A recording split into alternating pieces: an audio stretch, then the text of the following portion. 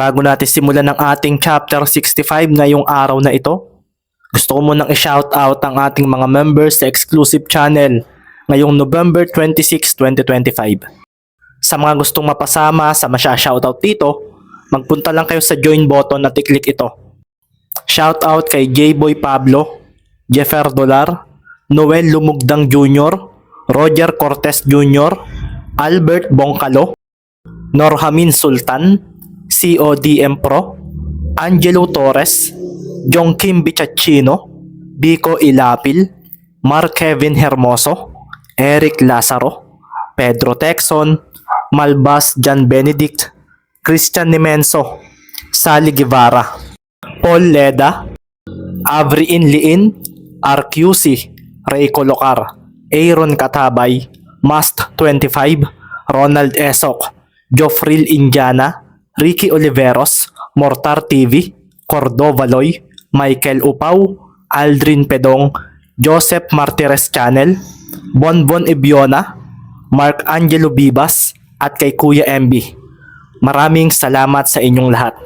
Kinben Book 6, Chapter 65. 10 points, 8 assists, at 4 steals ang naging stats ni Mendez noong ikatlong quarter. Dahil nga sa paglalaro niya, ay isang 16 to 35 third quarter points ang nagawa ng Kalapan at ito na nga ang tuluyang nagbigay sa kanila ng 10 puntos na kalamangan. Dito na nga nang ibabaw ang kakulangan ng QC ng scorers lalo pat wala si Clay Marasigan sa loob ng court. Hindi nga naging sapat ang skills ni Cabagnot dahil wala siyang naging laban sa depensa ni Magbuo at sa intimidasyong dala nito kapag ito ang bumabantay sa kanya.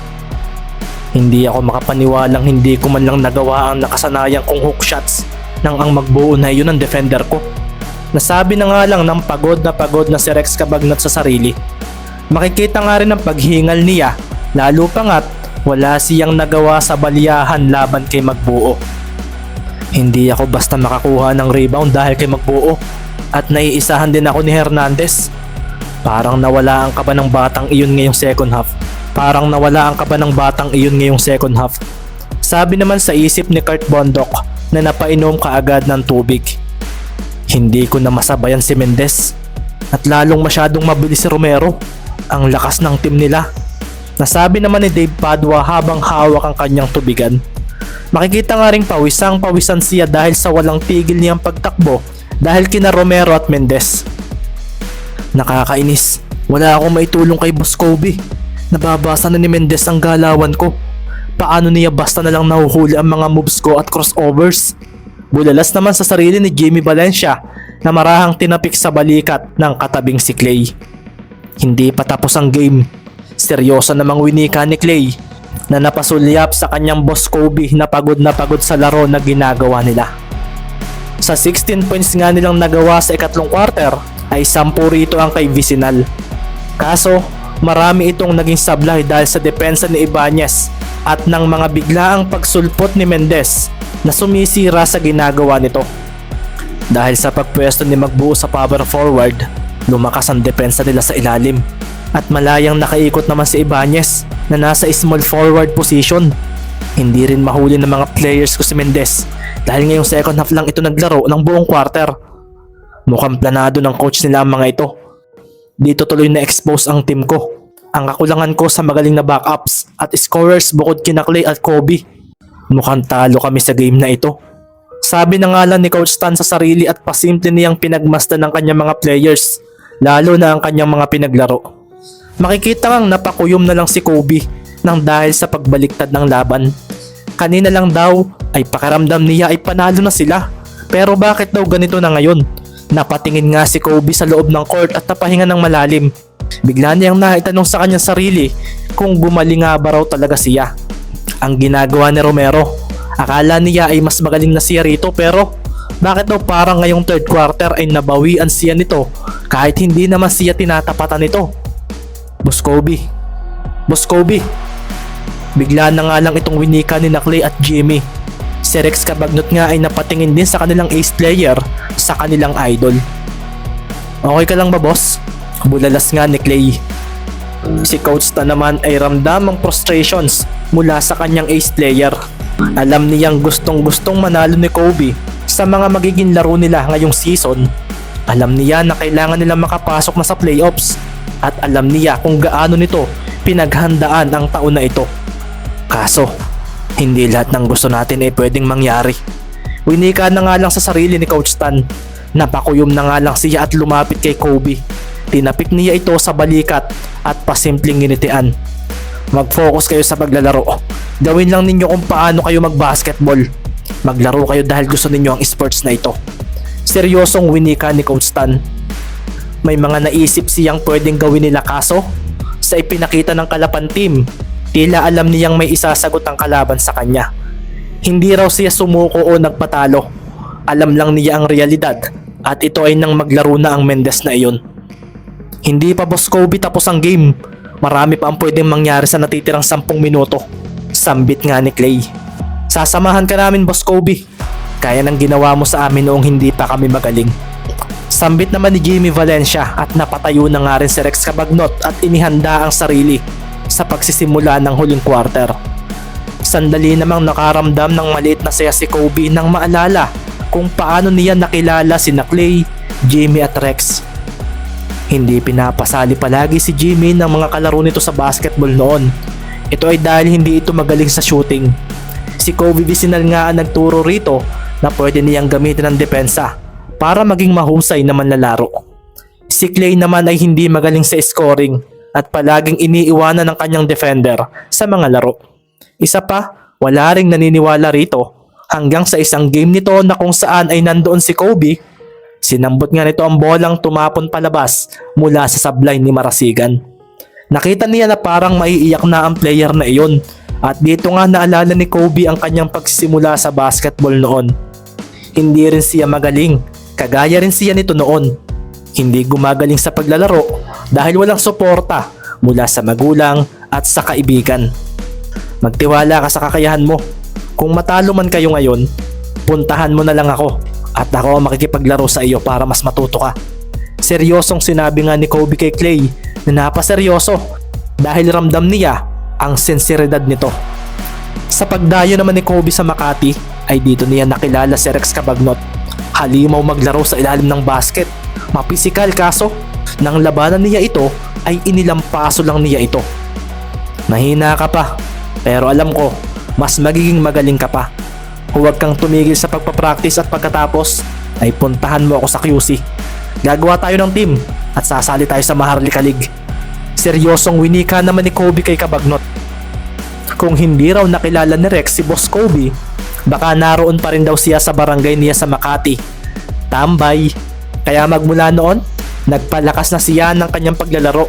Nagpunta siya sa Northern Luzon at naglibot para maglaro ng basketball laban sa mga hindi niya kilala.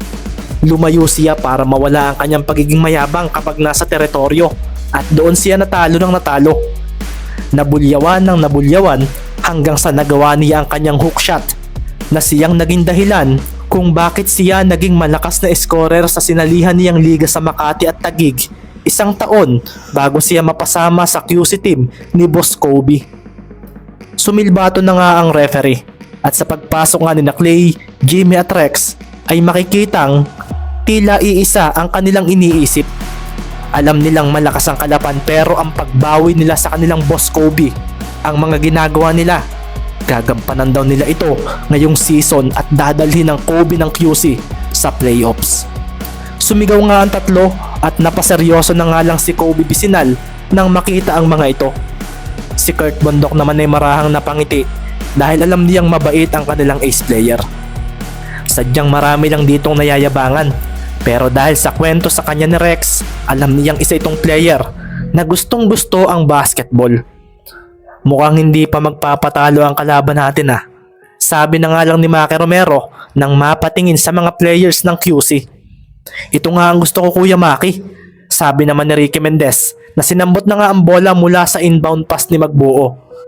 Kasunod nga rin ito ay ang pagtawid niya sa bola sa gitna at sa pagdating niya sa kanilang side ay dito na nga siya hinarangan ni Jimmy Valencia. So good Mendez. Budalas pa nga ni Valencia at dito na nga napangiti si Ricky dahil nakikita niya sa mga mata ng kanyang katapat na nag-e-enjoy ito sa paglalaro ng basketball. Ano pa nga ba? Mahinang winika ni Mendez at sa pag-abante niya ay siya naman pagsabay ni Valencia. Kasunod nga rin ito ay ang pagkaliwa ni Mendez at dito naman bumigla ng litaw si Clay Marasigan para sa isang double team defense. Marahang napahinto si Ricky at sa pagtingin niya sa kanyang kuya Maki ay dito naman nga binigla ni Valencia ng agaw ang bola na pinapatalbog sa kanang palad ng kalaban. Depensa. Dito ako magaling at ito ang gagamitin ko para madala si Boss Kobe sa playoffs. Sigaw nga sa sarili ni Valencia at nang tatama na ang palad niya sa bola ay dito na nga lang siya napaseryoso dahil bigla itong naglaho. Napaseryoso naman si Marasigan at nang makita ni Vicinal ang pagtalo ni Mendez sa depensa ng dalawa niyang mga kasamahan ay dito na nga siya napatakbo upang respondihan ang mga kasamahan niya. Ano ba ang ginagawa ng dalawang ito? Bulalas na nga lang ni Kobe sa isip at sa pagdating ni Mendez sa kanyang harapan ay bigla na lang itong kumanan at kumanan palalo na nagpaseryoso sa mga manonood. Kumaliwa kasi si Vicinal sa pag-aakalang sa sidestep na si Mendez. Ang bilis talaga ng isang ito pero sabi na nga lang ni Vicinal at itinodo niya ang kanyang pagbalik na lalong nagpaseryoso sa kanya dahil lang palapit na siya kay Mendez ay bigla na lang niyang nakita ang bolang hawak ng kanang kamay nito. Gumalaw iyon papunta sa likuran at mabilis nitong pinakawalan ito papunta sa kabilang bahagi niya. Isang no-look back pass ang ginawa ni Mendez at ang mga manonood ay napaseryoso dahil nasa kaliwa na ni Vicinal ang dumating na si Ibanez. Nice pass, sabi nga ni Carlo at nang makita niya ang pagharang sa kanya ni Cabagnot ay dito na nga siya huminto at hinawakan ang bola. Napatalon si Rex sa kagustuhang makadepensa ng maganda kaso hindi pa tumatalon si Ibanez. Si Vicinal naman ay hahabol na sana kaso bumangga siya kay Magbuo at naramdaman niya ang tigas ng katawan nito. Tumalo na nga si Carlo at sa pagtama ng katawan niya sa bumabang si Cabagnot ay doon na rin napasilbato ang referee. Isang pump fake shot ang kanyang ginawa at sa pagbitaw pa niya sa bola gamit ang kanyang kaliwang palad ay nakarinig naman ng mga manonood ng malakas na sigaw dahil binutatan ni na Valencia at Marasigan ang ginawa ni Ibanez. Si Kobe Vicinal nga ay napaseryoso na lang sa nangyari at nang mapatingin sa kanya ang tatlo ay dito na siya tiningnan ng masama ng mga ito. Team tayo rito, Boss Kobe. Huwag mong sarilinin ng team. Wika nga ni Clay. Manalo o matalo, sasamahan ka namin hanggang matapos ang game na ito. Dagdag naman ni Jimmy at si Kobe naman ay napailing na lang. Nang marinig naman iyon ni Maki Romero ay natuwa siya dahil mukhang may mga kaibigang tunay na pala si Kobe Vicinal. Hindi na raw ito kagaya niya noon na focus lang sa sariling galing na walang pakialam sa kasama. Nakita nga ni Maki na ganito itong klaseng manlalaro noong nakalaban niya ito noong high school siya at hindi naman niya ito napansin noong huli niya itong nakalaban. Naipasok nga ni Carlo ang dalawang free throws at sa pagpunta nga ng bola sa QC ay dito na nga makikita ang kalmado at masayang mata ni Vicinal. Sa pagsambot nga niya sa bola ay dito na nga siya tumakbo ng mabilis papunta sa kanilang side. Kasunod nga rin niya sina Clay, Jimmy at Rex. Hindi pa raw tapos ang game, hahabol pa raw sila. Kaso sa pagdating ni Kobe sa side nila ay dito naman biglang lumitaw si Mendez na pinalo ang bolang kanyang hawak. Nagdilim naman ang paningin ni Kobe. Naiwasan nga niya ang steal ni Mendez at ang bola ay naibato kaagad niya kay Cabagnot na inatake ang depensa ni Magbuo sa ilalim. Sabi na nga ba't may iiwasan niya? Sabi naman ni Ricky sa sarili. At sa pagposte naman ni Cabagnot kay Magbuo ay dito na nga niya ito binigla ng talon paharap sa basket. Makikita nga ang pagharang ng isang braso ni Cabagnot kay Magbuo. Ito nga ay upang hindi na raw nito maabutan ang kanyang hook shot. Gumamit ka na ng hawi ah. Sabi na nga lang ni Marlon sa sarili nang sabayan niya si Cabagnot. Kaso nang umalis ang bola sa kamay ni Cabagnot ay bigla namang lumitaw si Ibanez na nagawang i-block ang tira nito. Tumapon nga ang bola at dito na nga napaseryoso ang mga manonood nang lumitaw si Mendez para roon. Sina Vicinal, Marasigan at Valencia ay kumaripas ng takbo upang habulin ito. Dito na nga napaseryoso ang marami dahil isang 1 against 3 ang mangyayaring fast break. Dahil si Maki, natatakbo na sana, ay biglang huminto na ikinaseryoso ng mga manonood. Bakit pinabayaan niya si Mendez? Bulalas na nga lang ni Coach Stan at dito na nga makikita ang pagdiretso ni Mendez sa basket. At wala man lang umabot dito sa tatlo niyang players na humabol. Pumasok ang layup ni Mendez at sa paglapag nito ay dito na nga napaseryoso ang tatlong kalaban na kanyang nilampasan. Napahinga nga ng malalim si Ricky at tiningnan ang mga kakampi niya na napapailing na lang sa kanyang paglalaro ngayon. Pilitin nating humabol.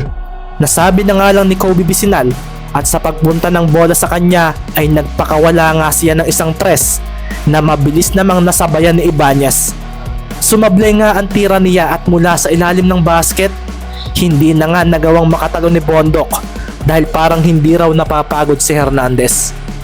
Wala na naman nga sa kanilang nakatalon kung kaya si Magbuo ang sumambot ng bola na biglang ibinato rin kaagad ito papunta sa side nila.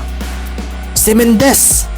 Sigaw nga ni Coach Stan at dito na nga napahabol sina Kobe at Jimmy na wala na nga nagawa kundi pagmasdan na naman ang libreng layup na ginawa ng player na iyon. 75-91 na nga ang score at tila hindi pa nga rito natatapos ang Calapan City. Binigyan nga nila ng magandang laro ang mga manonood at ang mga players ng Pampanga ng masaksihan ang dominasyon ng makakalaban nila sa Biyernes.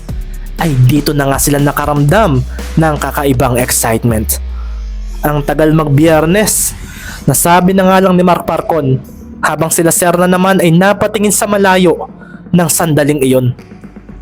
Ito ang unang challenge natin ngayong season. Dito na natin makikita kung gaano nga ba talaga tayo nag-improve kung ikukumpara noong nakaraang taon. Wika nga nila Serna at makikita nga rin ang pagseryoso ng isa pa nilang manlalaro. Lalo pa nga't napansin niya na may potensyal si Hernandez at si Magbuo ay talagang magaling na manlalaro sa ilalim ng basket. Mukhang bugbugan na magiging laro natin sa ilalim ng basket, Mark. Kung pagsasabayin ng Calapan ng dalawang iyan. May ngiting wika nga ni Liam Punsalan, ang 6'9" na backup center ng Pampanga Lanterns. Makikita pa nga ang mukha nito na parang isang boksingero ang hulmahan. Idagdag pa nga ang malapad na balikat nito at ang makakapal na braso at bisig nito. Napangiti nga rin si Bryle Thompson dahil mukhang hindi raw magiging madali ang trabaho niya sa ilalim ng basket sa Biyernes. Sa nakikita kasi niya, hindi nga raw talaga basta-basta ang Calapan City Blue Phoenix. Sa natitirang 3 minuto nga ng quarter, ay tuluyan ng pinaupo ni Coach Stan ang kanyang mga best players. Nakita niyang ginawa na ng mga ito ang lahat para makahabol pero sadyang hindi na nila kaya. Lalo pa sa ginagawa ni Mendez na paglalaro gamit ang bilis. Dito na nga rin napangiti sina Larry at Baron dahil paglalaro na raw sila sa garbage time. Tumayo na nga rin si Mover at kasama nito si Tristan at Marky. Mas lalo na nga pinalaki ng mga ito ang lamang ng team nila sa QC hanggang sa matapos na nga lang ang ikatlong laro ng Calapan City. Tumunog na nga ang huling buzzer at dito na nga napasigaw si Baron at napasayaw naman si Dison. Natapos nga ang laro sa score na 90-120. Ito nga ang laro na kung saan na ipinakita ng Calapan City na hindi sila basta-bastang team na bagong sali lang dito sa Maharlika League. Matapos iyon ay makikita na nga lang si Maki na tinapik sa balikat si Kobe Vicinal nang sila ay magtagpo bilang pagbibigay ng pasasalamat dahil sa game. Hindi ko pa rin tanggap na Kobe ang pangalan mo. Pero natalo mo na ako sa pagkakataong ito. Sabi na nga lang ni Maki na mabilis na naglakad palayo mula kay Vicinal. Ayaw na raw niyang marinig kung ano ang sasabihin nito. Basta sa sunod na paghaharap daw nila ay sisiguruhin niyang mababawi niya ang pagkatalo niya rito as individual player. Nagkakamali ka. Ako ang natalo mo, Maki Romero.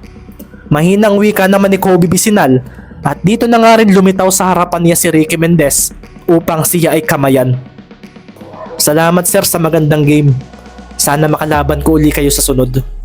Nakangiting wika nga ni Mendez at hindi na nga rin naiwasang mapangiti ni Kobe dahil nakita niya kung gaano ito kagaling at kung gaano ito kasaya sa paglalaro ng basketball.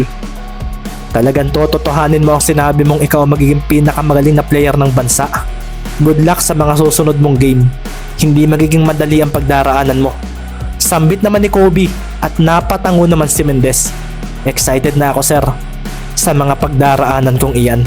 Masayang sagot ni Mendez at si Kobe naman ay medyo napaseryoso sa sinabing ito ng player na ito. Kakaiba ka nga talaga, Giant Slayer. Papahinang wika na nga lang ni Kobe na tinapik sa balikat si Mendez. Pagkatapos nga magpasalamat ng mga players sa isa't isa, ay dito na nga rin makikita ang pagdating ng mga taga-media para sa interview sa best player ng game. Napatingin naman si Kobe kina Clay, Jimmy at Rex na parang malungkot ang itsura. Pinagpapalungan niya ang tatlo at nginitian ng lampasan niya. Marami pang susunod na laro. Umayos nga kayong tatlo. Seryosong bulalas ni Kobe at makikita naman ang marahang pagngiti ni Coach Stan dahil nang makilala niya si Kobe sa QC ay parang isa lang itong basketballista na masyadong bilib sa sariling galing. Alam niyang ang mga ganitong klaseng player ay walang mararating kaso ito na raw si Mark Kobe Vicinal ngayon. Alam niyang kapag sinabi niyang ibang-iba na ito ay hindi ito maniniwala. Kung kaya, sasarilinin na lang daw niya ito. Kailangang manalo na kami sa sunod naming game. Sabi na nga lang ni Coach Stan sa sarili na napangiti na rin kahit panatalo sila sa labang ito. Si Mendez ang best player ng game. Nagtala nga siya ng stats na 18 points, 13 assists at 7 steals. Hindi siya buong game na naglaro at nakalista na nga ang info na ito sa mga teams na makakalaban pa nila sa sunod na mga games. 49 points ang nagawa ni Vicinal pero hindi iyon sapat para manalo sila. Sabi na nga lang ni KA7 na tumayo na para magpunta sa hotel niya. Hindi na raw siya interesado sa ikatlong game. 23 points mula kay Romero, 20 points mula kay Ibanez at tatlo pang players ng Kalapan ang may double digit points. Ibig sabihin, kailangang depensahan natin lahat ng players nila sa laban natin sa kanila sa Biyernes. Seryosong winika nga nila Serna. Kapilabo, medyo pabiro namang tugon ni Mark Parco na napatingin kay Mendez na kasalukuyang ini-interview ng mga local reporters. Comeback win na naman ng Kalapan City. Seryosong winika naman ng isang player na makikitang nakasombrero ng kulay asul at may nakalagay na GSC Fishers na may bola rin sa logo. Nasa audience area rin ito ng venue at isa sa mga manlalaro na kasali sa Maharlika League. Matatalo kaya natin sila, Jamora? Tanong naman ng katabi nito na makikitang nakasuot ng shades. Sa game lang natin iyan mismo malalaman. At sa pagkakaalam ko, ay sila ang ikalima nating game na gaganapin sa baluarte natin sa Mindanao. Sagot naman ng lalaking iyon na napangiti ng marahan. Sa mga gustong bumili ng advanced chapters, mag-PM lang kayo sa makikita ninyo sa screen. 10 pesos per chapter at minimum of 5 chapters ang pwede ninyong bilhin.